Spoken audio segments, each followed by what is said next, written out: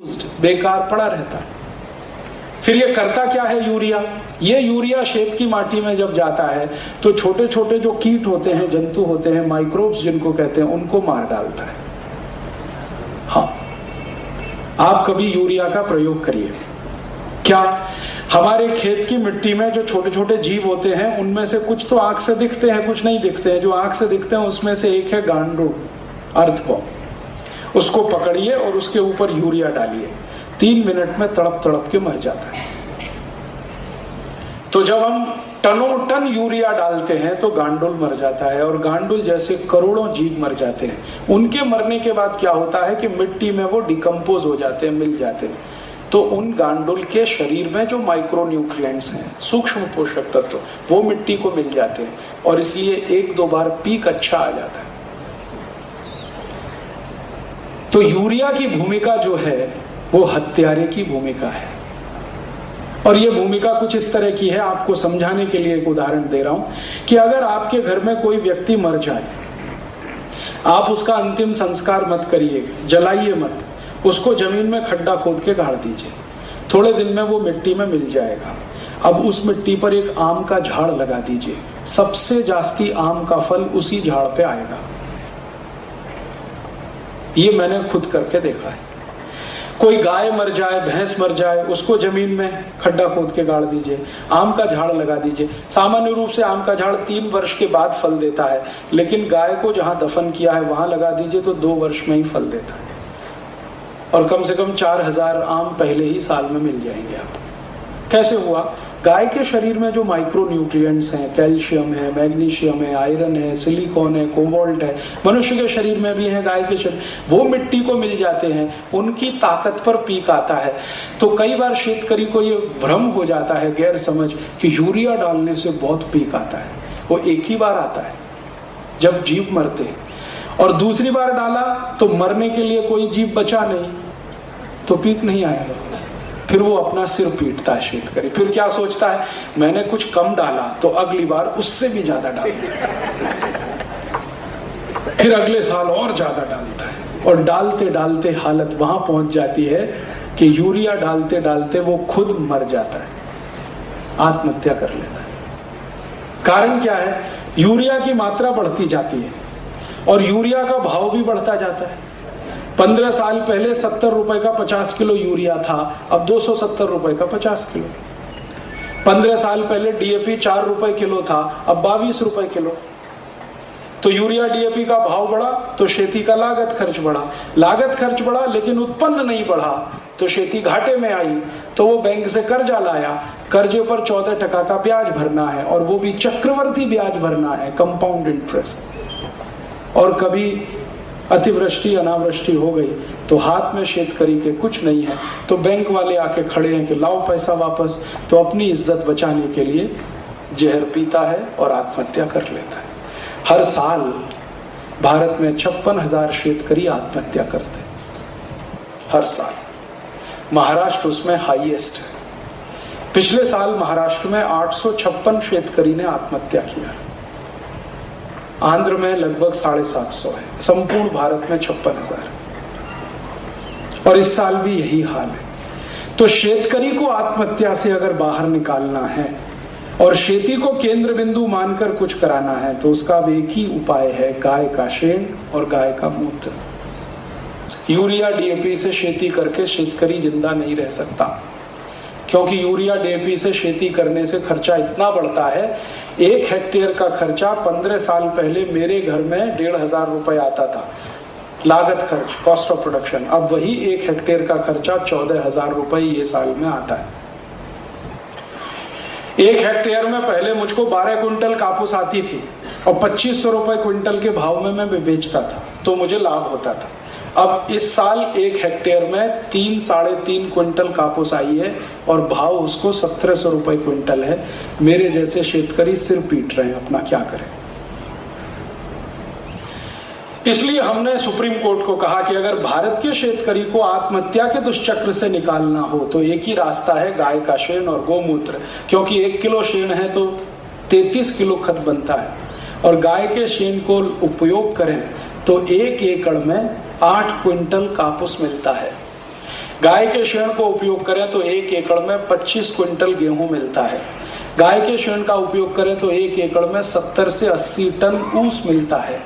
गाय के शेण का उपयोग करें तो 1 एकड़ में 19 से 20 क्विंटल तुअर की दाल मिलती है।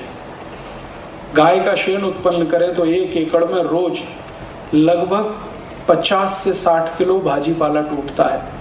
गाय का शेण उपयोग करें तो 1 एकड़ में 33 क्विंटल धान आता है। माने हर चीज पीक ज्यादा लेना हो तो गाय का शेण है, क्योंकि गाय के शेण में वो सभी माइक्रो न्यूट्रिएंट्स हैं जो भूमि को चाहिए। यूरिया डीएपी में सिर्फ 3 है, नाइट्रोजन, फास्फोरस, पोटाश। गाय के शेण में 17 है। तो ये बात समझ में आ गई कोर्ट को। फिर उन्होंने एक्सपर्ट्स को बुलाया, एक्सपर्ट्स ने भी कहा कि यही बात है।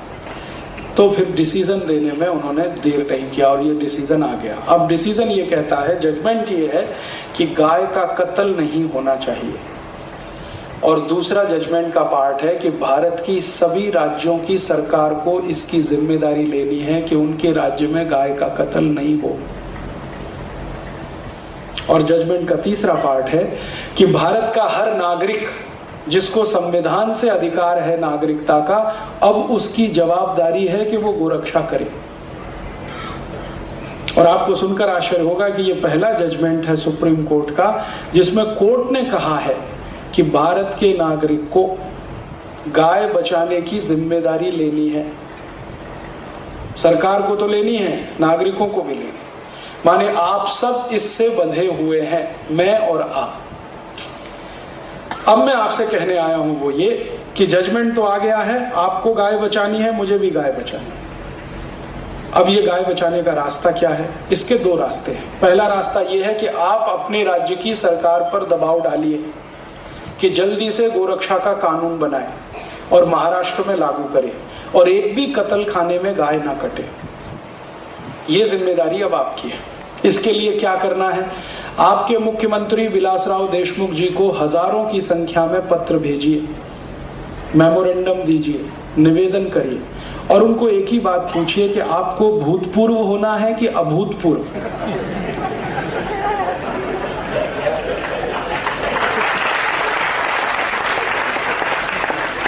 अगर आप भूतपूर्व होना चाहते हैं तो गोहत्या चालू रखिए, हम आपको भूतपूर्व बना देते हैं अभी थोड़े दिन में।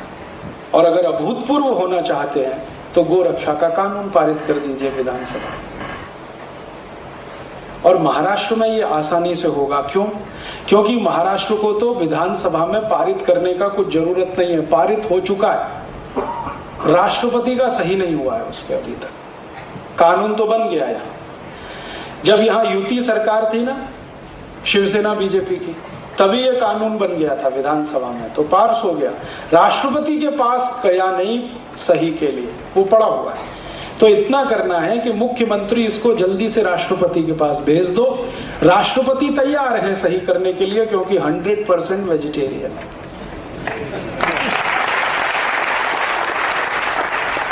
भारत में मुस्लिम राष्ट्रपति है और 100% शाकाहारी है। शाम को खिचड़ी खाते हैं, सवेरे दाल रोटी खाते हैं, 5 वक्त की नमाज पढ़ते हैं, फिर भी दाल रोटी खाते हैं, खिचड़ी खाते हैं। तो वो तो तैयार है, सही करने में देर नहीं। मुख्यमंत्री भेज नहीं रहा है। कारण क्या है? राष्ट्रवादी कांग्रेस शरद पवार के टेके से सरकार चल रही है। और शरद पवार क्या बोला? मैं बोला आपको, गाय को क्यों बचाना, वो तो बेकार है, बूढ़ी हो गई है, तो कत्ल हो जाना चाहिए। तो इस समय यहां जो सरकार चल रही है उसमें एक पक्ष गाय का समर्थन नहीं करता, तो उनके लिए थोड़ा संकट है। लेकिन आप इस संकट को ठीक करिए। ठीक ये करिए, औरंगाबाद से कम 10-20 हजार पत्र मुख्यमंत्री को भिजवा दीजिए। पता आप सब जानते हैं, कोई ज्यादा बताने की आवश्यकता। और पत्र में सीधे एक ही भाषा में बात करिए कि भूतपूर्व होना है या अभूतपूर्व, आप तय करो। क्योंकि जो गाय के कत्ल का समर्थन करते थे वो सभी मुख्यमंत्रियों को हमने भूतपूर्व बना दिया। चंद्रबाबू नायडू देख रहे हैं ना, हाईटेक चीफ मिनिस्टर, अभी चप्पल चटकाते हुए हैदराबाद में घूमता रहता है, कोई पानी को भी नहीं पूछता उसको। दूसरा एक मुख्यमंत्री हरियाणा में ओम प्रकाश चौटाला, वो भी गो हत्या का समर्थन किया, वो भी भूतपूर्व हो गया। ममता बनर्जी, वो हुई ही नहीं है तो भूतपूर्व क्या होगी, आज तक मुख्यमंत्री नहीं बनी, बनने का भी कोई चांस दिखता नहीं। तो आपके मुख्यमंत्री को कहिए कि देखिए जी, भूतपूर्व होना है तो बहुत अच्छा, अभूतपूर्व होना है तो आपके पास ऑप्शन है, आप जल्दी से ये हस्ताक्षर करा लो राष्ट्रपति के। फिर वो कहेंगे जी सरकार गिरती है, गिर जाने दो, दोबारा चुनाव लड़ो, इसी मुद्दे पे तो पूरी मेजोरिटी से आ जाओगे, चिंता मत करो उसकी। तो आपको ये दबाव बनाना है अपने मुख्यमंत्री पर, और यही दबाव हर राज्य के नागरिकों को बनाना है अपने अपने। दुनिया में ऐसी कोई बीमारी नहीं जिसका इलाज नहीं, ऐसी कोई समस्या नहीं जिसका समाधान नहीं। प्रश्न ये है कि आप में और मुझ में संकल्प कितना है इन समस्याओं के समाधान को ढूंढने का और उन पर चलने का और आचरण में लाने का।